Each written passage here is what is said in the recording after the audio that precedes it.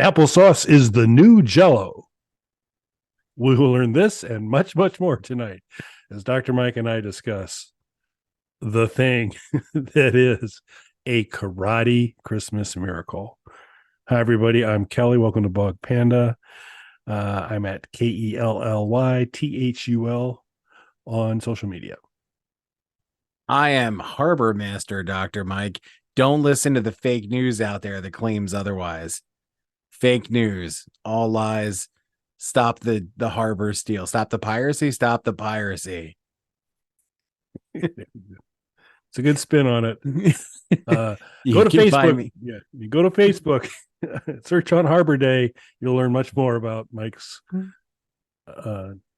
journey. You can find me at Official Pagan on all of the social medias that are still around that I still use.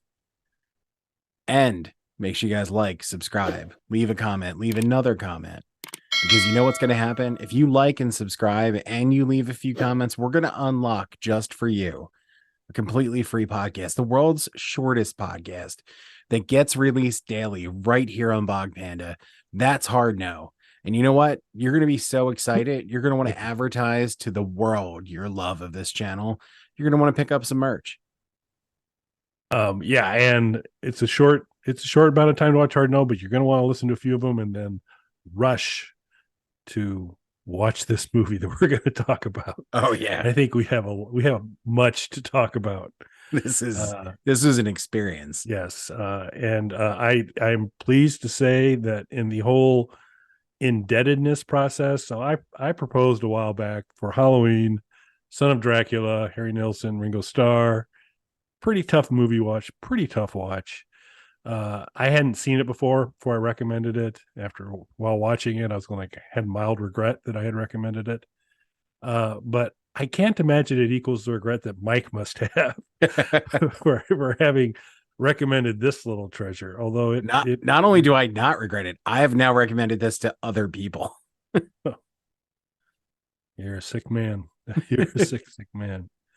I'll have to go back on my just spoiler alert. So my checks on when I saw how much of this movie's left, just to let you know, I logged them.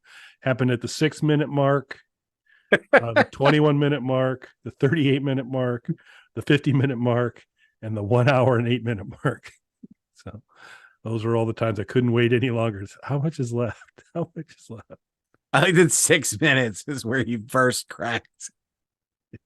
It didn't take long. Wow. So I want to kind of also start off with, and I think maybe this is gonna be a gimme for you because it looks like you might have done a little bit of research as well on the cast and some things there. But two of our main characters are Mia Milosevic and Julie McCulloch, and they play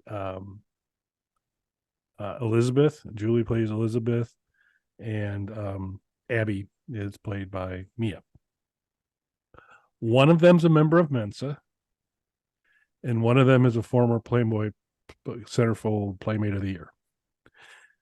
So you want to figure out which one's which? Is Mia the Mensa person or the Playboy person? I'm going to say the drunk psychic teacher lawyer Playboy. There you go. Apparently didn't have sunscreen back in the day because some younger pictures of her, she looks a little different now, but she's a force to be reckoned with in this movie. Oh yeah. Mia's a member of Mensa, which you never would have guessed by watching this movie. They before we get I don't want to get off on a tangent because I want you to take this the way you want to take us through this journey. I'm gonna say though their core, because of everything that goes on in this movie, you probably spend the most time with the two of them together, and it's the buddy cop style dramedy that I didn't know I needed. I don't know about that. Their scenes were memorable. I'll give you that. Confusing on occasion, but memorable. If it was only on occasion, you stop that movie too often. Yeah, It was a thing. So, I guess we can journey down. I'm going to occasionally have to refer back to my notes on here, but wow, this is just a tour de force. So, it starts off. You get introduced to the little boy protagonist whose dad was killed by a clown in a movie theater, which was holding a party after a Second Amendment lecture. Right. It was a joint birthday party Second Amendment debate in a movie theater, as one does. Yes, it has as typically done, and Yeah. with clown theming required, and some very much Joker knockoff moments in this whole process. And so my first note on this whole process was uh, the Jesse bad. So I'm going Jesse bad actor. Then Jesse's mom shows up, and I go super bad, super bad. There's some very wooden scenes between the two. Well, through the entire movie, but the mother son interaction is interesting. Um, it's established, that just Jesse's father that's missing, killed. Who knows at this point? Yeah, in the beginning they say missing, and then later in the movie they decide he's dead. Yeah. And if it sounds confusing, it's because it is. It's very confusing, particularly because I really should have done because I do now check IMDb much more aggressively on ages of actors and actresses. I just have found that that's very important for me to do. I didn't do that on this, but at least on cursory visual inspection, Mia looks like his daughter. This does not look like a husband and wife. This looks like she's Jesse's older sister, and dad's missing, but no, that's her husband. So I don't know. Did you see a disparity between that couple? I mean, he's a looker. He's quite. I have plenty to say about that when we get there. So here's what I'm going to say right up front, because I'm going to make comments about people in this movie and their acting. I decided not to do it about the kid. I'm going to take the high road and not pick on a child actor. But I watched this movie twice for this. I went through it a second time and started the sequel to prepare for this. I watched this movie twice. My second time through, I watched on my laptop so I could take screenshots of the actors' faces, because the acting and just, I'm going to say this up front because this is a blanket statement for the entire thing. Rather than rehash it at every actor we hit, the acting is terrible, bizarre. It's not even just that it's bad, it's weird. Like, they are actively making strange choices with every character. And I will say the facial expressions in this movie are the strangest I've ever seen in a movie. And that's why I took these screenshots. So you have the wife, who the screenshot that I took of her, which we'll show here, could have been from any scene, because that is the most she emotes, is not moving her face in any way or expressing anything. Au contraire, sir. This woman is the best lower lip actress in the universe. Am I missing the lower lip action? Yeah, well, we'll include a photo of that as well. Okay. So I sent you in advance. There's a scene or two where she leverages the lower lip in acting quite a bit. But that's like it's her ace in the hole, I think. So she doles it out on occasion, I should really say. So most of the time, the picture that you're talking about is the kind of brain dead, blank looking kind of. It's wide-eyed, staring directly into the camera at all times, just emotionless. Yeah, it's stranger than all get out. And Jesse's objective is that he's got a checklist of all the things he needs to do before Christmas, and if he does them all, his father will come home because reasons, I guess. Jesus, I think so.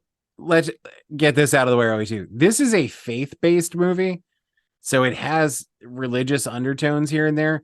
But I'll be honest with you, even as somebody who grew up around Christianity, so I do understand these faith-based movies and what they're pulling from a lot of the time. I don't like them. I'm not religious. I'm an atheist. I don't begrudge anybody their beliefs, but that's just me personally. But I understand Catholicism and references to it because I grew up around it. It's like they really forgot that this was a faith-based movie, though. There's a couple like ham-fisted God references early on. Then, other than that, they kind of just falls by the wayside and they don't really touch on it again. So I think it is important to mention that technically this is a faith-based movie and it was made by a faith-based production company. So, you know, if you like that or don't like that, know that going into it, but it falls by the wayside pretty quickly. Yeah, and I think it's fair to say if you're worried about getting hit over the head with Christian dogma, fret not. Yeah, don't worry. Because they don't really get at it too much. I mean, the most on the nose thing was, you know, it was his. I think Jesse's birthday is on Christmas too, or something. But yeah, he goes because it's my birthday, and then he's like, and you know who else's birthday it is? Yeah. And then they do one of their 107 ridiculous cuts between just scenes. Okay, we're going to the next scene. It's just there is no transition. It is just jarring in terms of the cut.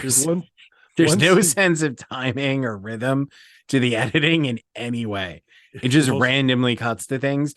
Sometimes they'll mirror the actor, like to create almost like a fake cut. They'll just mirror their image to the other side and flip the image. It is unnerving. Yeah, it's so much. Yeah, and you know, a lot of times the cut, you know, when you go from one scene to the next, something has just kind of occurred in that previous scene that sets the stage or says, okay, now I'm going to get more dimension on this, or I wonder what Bob's doing, and then we cut to see what Bob's doing or something. Like that's one way you can do things. But this is a movie where they're watching Jesse practice karate, which we'll get back to that. We'll get back to that. But he's going to have a babysitter, and one of her friends is going to look in on him. And so they're going back and forth and talking about the missing father and stuff. And then she just turns to her and goes, so does he have any dietary restrictions? Cut. And they go to the next scene. And I was like, what? But that is just me. But Abby, which I guess maybe this is one of the places where the Christianity is coming through, because obviously the Satan's occupation, marketing, there's a process where it says, what do you do? She's a marketer. Oh, so all right. Yeah, I will in a serious critique of this movie, because I'll be honest with you, I think it's hard to critique this in a serious way. Yeah. But the one serious critique I'll throw out there, and this is obviously probably tied to the conventional family values that a Christian production company would want to throw in there.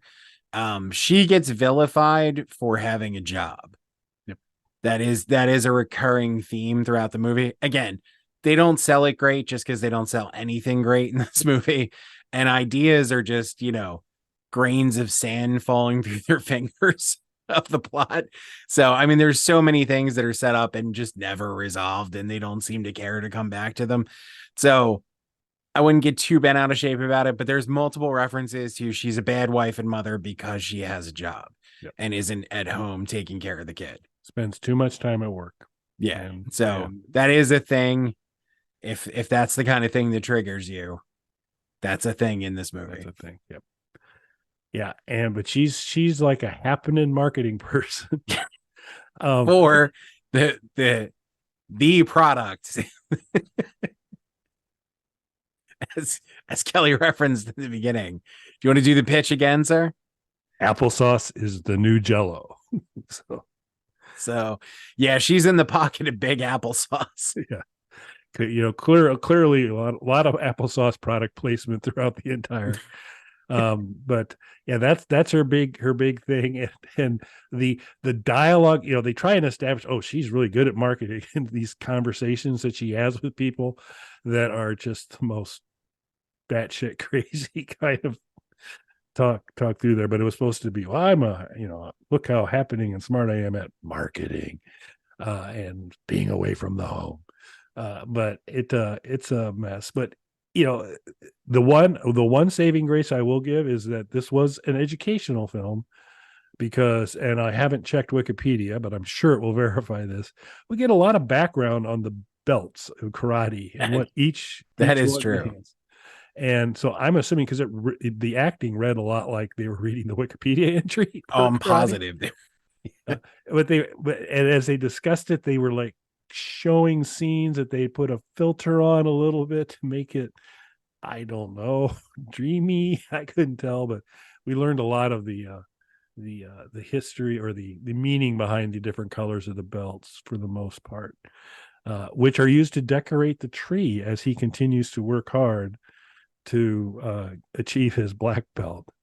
And did we mention this? So just to recap for everybody, Bob, the father, is initially disappeared, but we learn later killed by a guy dressed as a clown in a movie theater where he's attending a birthday party that the wife didn't know he was going to, which also doubles as a Second Amendment debate. So Yeah, he's dead. He's gone. She's a terrible mother because she has a job. Yep.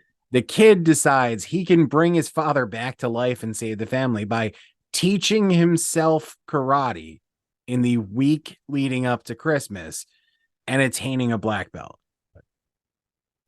Yeah, and his training regimen. He's like, hey, got to learn karate. He's in bed talking to his mom about, I've got to really be good at karate. By Christmas, it's the only way Dad's coming back home. He starts doing sit-ups in the bed. And I was just like, I didn't, on the journey to a black belt, it was like bed sit-ups, and then push again. I'm choosing not to make fun of the kid. Well, that was scripted. I mean, he didn't improvise that. That's true. I'm sure that was scripted. It was like, to prove that you were getting ready for karate, do sit-ups in the bed. So either that, and this is how it went for me. They'd have been like, do a sit-up, and then after I got through like 2 and was about to have a heart attack, they'd be like, just lay in bed and pretend to do sit-ups.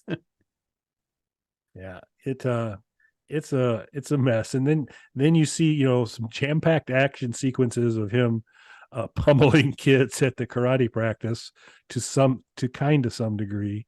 Later we get to see some seniors have at it on a self-defense class. So there was a lot of action packed in there. So it's all, and then Eric Roberts, a little bit unclear. I mean, he's the devil, obviously. He's bad, and he kind of keeps showing up in dreams, providing a very unclear manifesto and direction beyond the fact of I'm bad, And so watching the Eric Roberts thing, this is what I thought happened, and I actually don't think this is the case, because a lot of lower budget movies like this will sometimes get footage of a bigger actor from like a shelved project or something that fell apart, and they'll buy the footage and stick it into their movie and just try to work it in, usually unevenly. And that's how this Eric Roberts scene felt to me. But he is in a bunch of these movies, so I don't think that's the case. Like, I think that is I think the movie is just so disjointed that that's just how it feels when you're watching it, because the other guy who is a character actor, whose name I always forget, who appears in these scenes with him, you would think his scenes also feel completely disconnected from the rest of the movie. And there's more footage of him than there is of Eric Roberts. You would think that this was, purchased footage from whatever project they had worked on together, but he is in the sequel. And I mean, full on in the movie, in the sequel. So he is a part of this franchise. So I don't think that's the case. I think they legitimately shot this stuff for the movie. And again, I'd have to look it up and do research that I'm not going to do. But as disjointed as these scenes feel, I think it's intentional. Well, I think that's just how it ended up being. I think they just had them improvise a bunch of weird stuff on whatever day they could afford them, and then just tried to shoehorn it into the movie. I don't think it's purchased footage because I saw a few people comment on that, and that does happen, especially in lower budget movies. That kind of stuff does happen. I don't think that's the case though. Eric Roberts does a lot of these faith-based movies. And I'm pretty sure he's worked with this company before. And the other guy who's, his name's there. The other the other guy is full on in the sequel, interacting with everybody and all. So again, I don't think it's coincidental. Yeah. It's a it's a super tough thread to follow. Yeah. So It's just horrible. yeah. That's Elizabeth, who's a former fortune teller who's didn't like that, put herself through college to become a professor, a law, I guess, become a lawyer and a law professor. Um, just hideous, just the most frightening classroom demeanor ever. Yeah. So this getting back to the facial acting, the reason they're such a good team is because while the one just stares dead-eyed into the camera, the other over emotes literally everything. Yeah, to average out. Yes. So it seems like, and again, I don't think this is something that was planned. I think that they do balance each other out in a weird way. I've included my favorite face shots of both of them. Well, the one is just her face in the whole movie. Which My favorite face shot, though, speaking of the Eric Roberts footage and stuff like that, is of there's a scene that I took. It's 3 different characters who are attending this birthday party, who are all making weird faces, who are looking at Eric Roberts on the other side of them, on the other shot of the camera. They're each looking in a different direction. One's looking left, one's looking right, one's looking straight ahead, all looking at Eric Roberts directly in front of them in the actual scene direction. That's the kind of movie you're watching. yeah, and then so Eric Roberts' character's name is James Whitmore. How do I know this? Because they say James Whitmore about 47 times in this film. Yes. As if it was to mean something to us. Oh, James Like Whitmore, that, yeah, that was gonna pay off later. It No. was like, nope, not at all. And so Mike and I've been doing YouTube hack stuff for many years. And we have impersonated each other on a show. On the end of the Snarkaholic Radio thing, we did some fakes of death, the people disappearing and all that. The writing for that was better than portions of this movie because there are the one that I still scratch my head at is Abby goes into a bar and she's looking for Jay because Jay has used Bob's phone to call her. So she wants to go, what's up with that? How did that happen? So she goes in there and asks this guy behind the bar, is he Jay? And this guy like throws major attitude at her about, do I look like a Jay? Jay's a bird. Do I look like a bird? It's just this most ridiculous thing that goes on forever. And he's Yeah, like, it's not just like 1 or 2 comments. This is minutes Yeah. that the scene goes on for. He's hammering her on Jay. And so finally she's kind of like, I can get out of this crazy place. He's, nah, I'm just kidding you. Here's Jay. And it's just like, it was, and Jay, who looks like kind of a discount den Chuck Norris, brief appearance by Jay, didn't have much to offer as well, but it was just strange. Just the choice. We need a scene where a guy doesn't like being called Jay. And so we got that covered. Yeah, they were just like, just go for it. Be really mad about it. Take as long as you can. Yeah, come up with the weakest kind of slambacks on it like that. Oh, it was insane. But I learned about karate belts. I learned New Jersey was cold and scary. I think possibly my favorite moment, and I noticed it. I was only able to make it through once, and that's enough. I took notes so I could reflect on what I saw. But she was they're decorating the tree. She finally painted a birdhouse, which is something she had never done, and it's a little bit. The jury's still out whether she did a good job or a bad job painting the birdhouse. So there seemed to be some debate about that. But she shows him he painted the birdhouse. He's happy. Jesse's happy. Then they go to kind of decorate the tree, add another belt to the tree, type of thing. And she's wearing a shirt. And she's wearing a shirt that says Hoboken, and it's got a kind of a very distinctive logo on it. And I just kind of noticed it. And so then afterwards, I began to do a little bit of IMDb research on the cast, and that's where I found out about Julie's previous work, and that Mia was actually in Mensa. But I went to the section what she's been in, and then what stunned me was to find out she's won an award. And I was like, come again? In a movie called Yellow Scare. So not for this movie. Not for this movie. Not for this movie. This was a movie called Yellow Scare, and she won Best Supporting Actress at the Hoboken Film Festival, whose logo she is sporting in this movie. I think she is so proud of her success there. She wants to, hey, in case you're wondering, Hoboken Film Festival, Best Actress. Yeah. So I thought that was a nice touch. Absolutely. Also, too, at this point, we should mention a little past the halfway mark, maybe like the 60% of the movie mark, the kid stops talking because he has a dream where they tell him he can't speak until Christmas because it'll help him get his black belt. That's how that works, I'm sure. So he doesn't speak for much of the back half of the movie. Sorta. So is the phone call, and so we've got to go to this. So the theater, where not only did Bob, the husband, disappear, but the daughter of the theater owner, former theater owner, because he sold it, who is the other heavily featured character actor.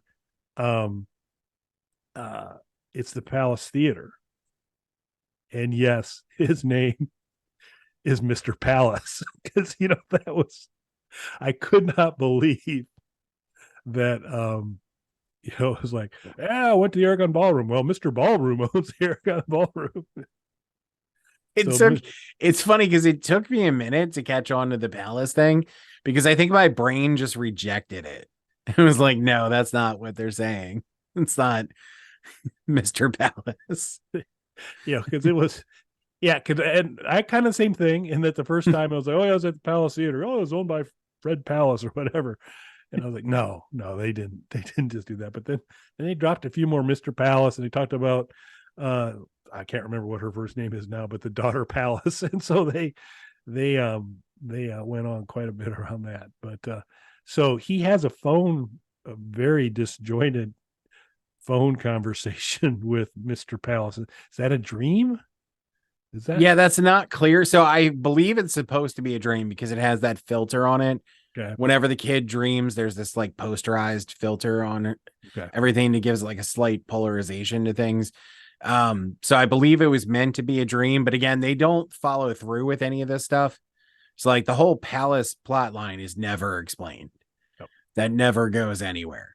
And that guy, like I said, that scene in particular felt so disjointed to me that I was like, they definitely got this footage from something else and got the rights to it, and we're just using it. But again, he's in the sequel directly interacting in scenes with them in the same room. So like, he's in this movie on purpose. This isn't footage that they got from something else. So this made sense to somebody at some point. So I wonder if it was just like, did they shoot so much stuff, or did they wind up with a bunch of stuff that didn't work and they just had to whittle a movie out of it, like Scream 3? Like I want a director's commentary to this, as masochistic as that sounds. The director, I believe, is the guy who played the dad, correct? I believe so. Yes. Yeah. So I need him to do like a director's commentary. Says I have a lot of questions about this. I think he just wanted to hug Mia. I just think I'm going to write a movie where I get to hug my daughter wife. Well, here's where it really gets confusing. So the sequel, which I didn't realize existed until Kelly sent it to me. So I exposed Kelly to this. So this is my fault that I did this. I was watching a YouTube channel that I highly recommend to anybody who hasn't checked it out, called Bad Movie Bible. They do lengthy videos of like weird, obscure movies and knockoffs of famous movies and things. Really great videos. They're a little on the longer side, but I highly recommend them. So they were talking about like weird appearances and things, and I don't remember what list this was because it wasn't like bizarre Christian films. That wasn't the list. He was talking about something else, and he's like, I think he mentioned Eric Roberts in one of the movies on the list, and he's like, speaking of Eric Roberts, he's like, I just have to tell you about a film that I can't believe exists, and he just gives a quick synopsis. He's like, it's called Karate Christmas Miracle. A kid's dad gets murdered by a clown. He thinks if he becomes a black belt, his dad will come back to life. And he does. That was like his. And I was like, well, I need to watch this movie. And then saw that it was on Tubi. So I was like, we should do this for a show. But Kelly went above and beyond, found a sequel to this movie called A Wrestling Christmas Miracle, which I started watching today in preparation for our show tonight. It's super. If you thought this was confusing, it takes it a step further because they're different characters played by the same people. So it's all the same cast, but they're different characters. And it's a similar kind of setup where the kid believes in this case, he has to become, he is a wrestler. The kid is this famous child wrestler who believes his friend is in a coma. And I'm not spoiling anything because I only watched about 15 minutes of this. His friend is in a coma and he believes that if he can make a movie by Christmas, again, like a week before Christmas, never doesn't know anything about production. If he can make a movie by Christmas, his friend will wake up from his coma, is the setup. So similar kind of setup, the same cast, same director, same character actor guy whose name I can't remember. All these people are back, but they're different characters doing the same thing. So it's just an extra layer of weirdness and confusion to it. And a cameo from Gilbert Godfrey right in the beginning. Yeah, and before you're done, you're gonna find Jimmy Walker in it as well. Just so you know. Because I stumbled across it as I was because Julie McCullough is in it as well again. And so as I was traversing what other movies she was in, or they said, well, if you liked Karate Christmas Miracle, I was like, no, karate, So I need another director's commentary because what is he doing? Is this in his mind? Is this like the Christian Christmas version of American Horror Story, where it's like anthology style, where it's the same like stable of actors playing different characters doing similar types of things? Like, what's happening here? And also, I guess we're part of the reason this will make it to a third movie because more people go out and watch this now. Yeah, I'm looking forward to a boxing Christmas Miracle next. Yeah, I'm waiting until he gets to UFC Christmas Miracle and he's like taking steroids and stuff. Yep. Yeah, it is just so weird. The interplay between the folks. And there's a mystery friend, kind of a one-off friend that shows up for a while, where Mia does her best. A drunk Abby, when Mia's playing a drunk Abby, it's like I think her best moments in there the most, because it's like, well, I can understand why everything's like disjointed and weird right now because you're there. She's holding a coffee cup for half the scene, takes a sip of it, reacts, recoils, it says, oh, it's coffee. Yeah, it's coffee. It's coffee when she handed you the coffee cup. I mean, it's just, you really shouldn't have been too shocked, but it's a thing. Then the dad comes back at the end, kind of looks like a lower end of the Soprano network to me, just the dad coming back. We need to talk about for a second. So yes. It ends. The kid is still mute. The grandparents are over and he's earning his black belt by breaking a board in their house with no trainer or coach or anybody Right. to award. It's just a self-appointed black belt. And I was like, oh, I'm sure that's how it works. I'm Yeah. a black belt. I'm sure that's how it'll work. Literally, this kid breaks the board. His dad opens the back door and walks in the house. That exact second, opens the back door, walks in the house. Just no sense of timing or just any. There's just no rhythm. There's no timing. It's so weird. It's like this ayahuasca fever dream that Kelly and I both went on together in separate places. It, yeah, and he comes in and goes, "I escaped." It's like it was unclear, and before and From who? From yeah, where? where, yeah, and the girl who seemed to be, little Miss Palace, she was the sole survivor. But then everybody else appeared to be kind of kept prisoner somewhere. But I don't understand how that happened. Plus, they explicitly say that he's dead at a certain point in the movie as well. Yeah, they do that. Yeah. Um, So is he dead? Maybe. Who knows? None of this makes sense. Also, this would have been a really great time because this is a faith-based movie to be like, Jesus did it. It's a miracle or whatever.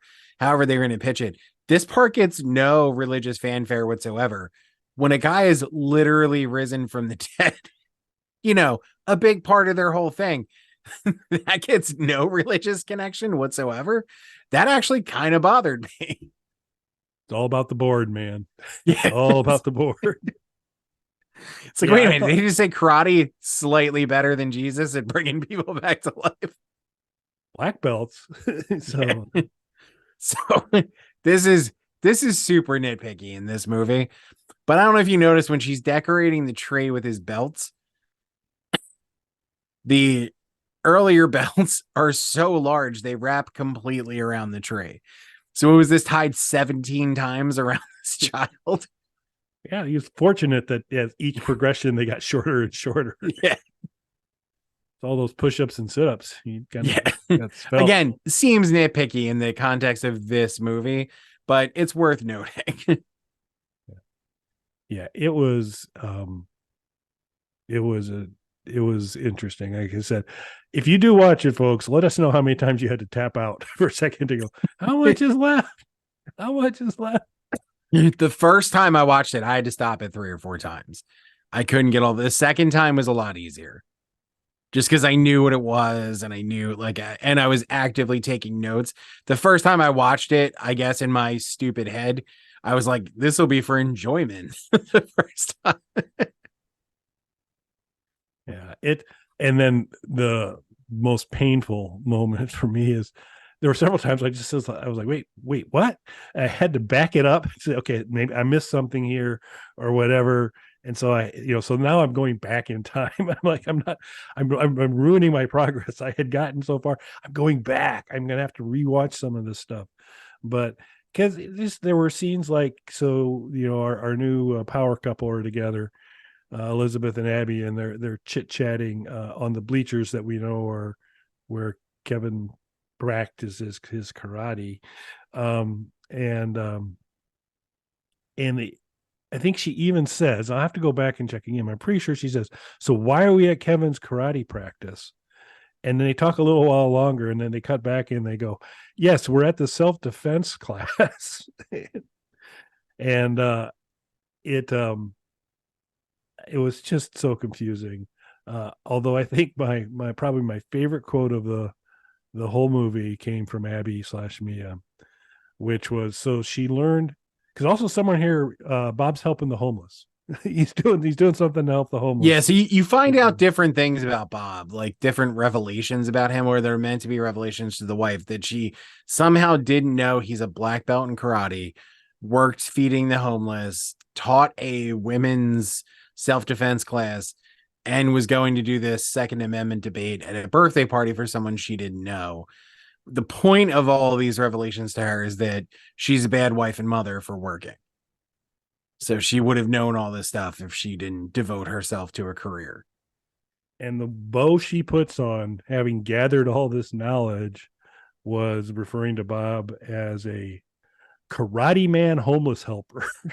So, Which Bob needs to get new business cards right away. Karate Man, homeless helper. No last name, just Bob Karate Man Homeless Helper. Not a part of the Soprano family, even though he looks like he's part of the Soprano family. Yeah, can we talk about how Bob looks for a second? Sure, absolutely. So, yeah. So, like Kelly said, he has a wardrobe choice that follows him through a couple of different scenes, which is very deep V-necks. Very deep V-necks. Like past the sternum deep, so that you can see his cross that he wears. Again, probably the most strong religious element of the movie is his bare chest while still shirted with the cross on it. Not only does he sport a few of these extremely deep V-neck shirts, from my first 15 minutes of the sequel, that's a character trait that carries over to the sequel, but he's a different character again, which is important to mention. So this is obviously just a life choice of the actor / director who did this one day and was just like, this is it. This is my look, and just committed to that as his look. Yeah, so we're being introduced to the Miracle Verse, and we both made it through karate. I guess I'll try and I need a little time to heal. After I heal, I'll make my way through wrestling, and we'll see what's next. So is Bob married to his daughter again in the next one? So remember the babysitter friend lady? Yes. The blonde one? She's the wife in the second one. The kid is still his kid. He's still the dad who has a weird career that's explained in multiple different ways. Just like it already 15 minutes in doesn't make sense. And like I said, that guy who I would have bet money that was footage they bought off of something is full on in the movie. So obviously that's not the case, surprisingly. I guess I haven't seen Eric Roberts yet. I didn't take note if he was in the credits. But if you're an Eric Roberts fan, he does do a lot of these kind of movies. That is something that I'm aware of. Personally, I don't like faith-based movies, even if it was something that I did follow. For the same reason I don't like political music. Even if I agree with them, I don't need to be told what I believe. I don't need to live in an echo chamber of people just repeating back to me what I already believe. I also don't think you should take the word of a musician or celebrity or a movie. You should make your own opinions on things, regardless of what that is. That being said, I usually don't like these types of movies, but there's barely any faith content in this other than women working is bad. Get back in the kitchen, make me a sandwich.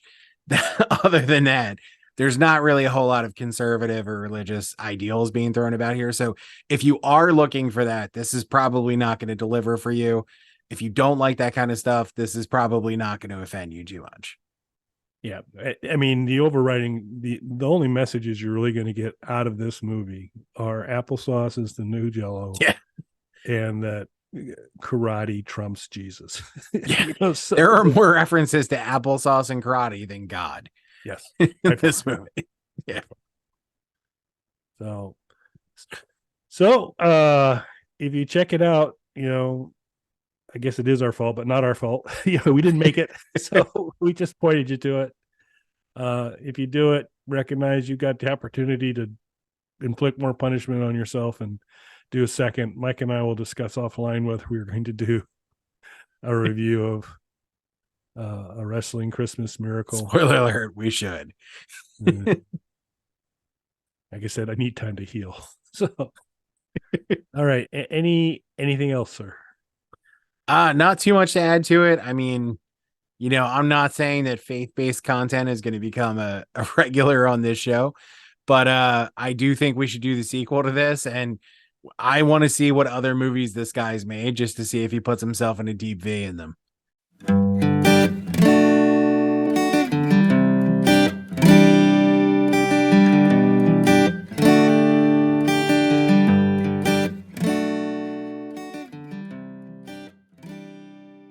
Bog Panda.